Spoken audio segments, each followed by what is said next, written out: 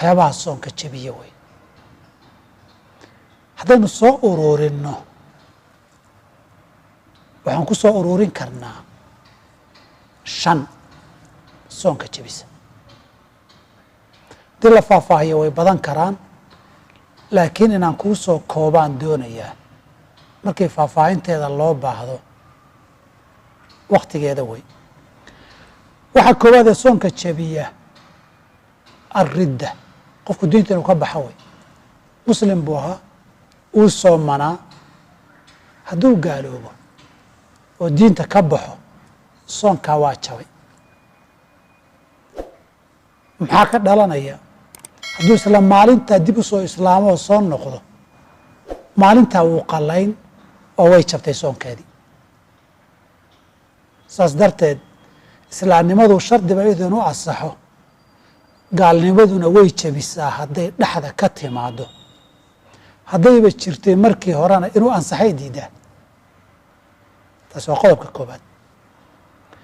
qodobka labaad waa inuu qofku kas isaga matajiyo. qofku mantag hadduu ka yimaado 2 mid unbuu noqdaa: inuu soo dhaafo osan iska keenin, ama markaa hayn waayo, ama yuu isku taxallujinninba inuu hayo, ama kadis baa kaga yimaado. inuu soo dhaafo iyo isagu inuu iska doondoono iska keenkeeno. hadduu soo dhaafo soonkiisa waxba uma dhimo. hadduu isagu iska keenkeenase soonka waa jabaa. wuu jabaa macnaheedu waa dambaabtay maaha. inaabad xanuunsantooda cudurdaar leedaha dhici karta, laakiin soonkii wuu jabayaa wey.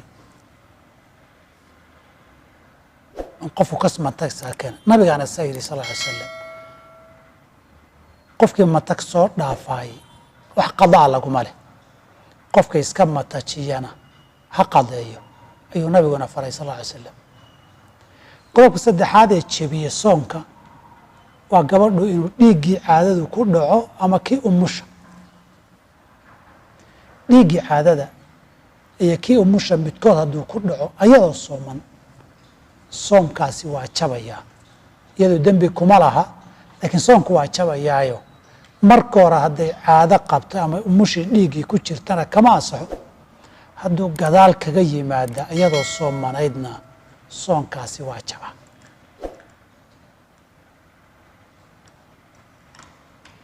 intaasi waa 3. qodobka afraad waa cunniya cabitaan toos ah ama dadban.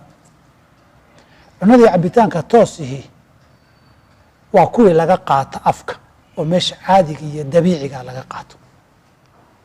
haddii qofku wax cuno ama cabo, soonkiis waa jabaya. cunniya cabitaan dadbanna waa wixii cabitaan iyo cunno ah ee laga qaato waxaan afka ahayn.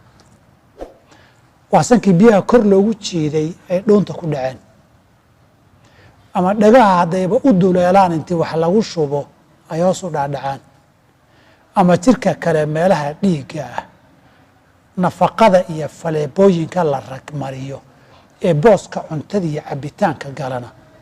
waxaan leenahay waa cunniya cabitaan dadban oo toosna afkii caadiga ahaa loogama cunin oo loogama cabin. wixii ay qabanaysay cunnada iyo cabitaanka afka laga isticmaalayna way qabanayaan. iyagana waxaan ku soo ururinaynaa cunniya cabitaan toos ah ama dadban.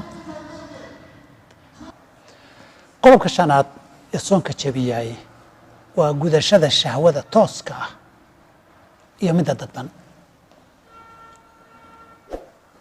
shahwada tooskaa gudashadeedu waa xiriirka gogosha iyo galmada ee rag iyo dumar dhex mara, ama xalaal asalkiisii ahaado dad xelo isqaba ha noqdaan, ama xaaraan ha usii dheeraato oo gogol dhaaf ha noqdo. marba hadduu xiriir gogol iyo galmo yimaado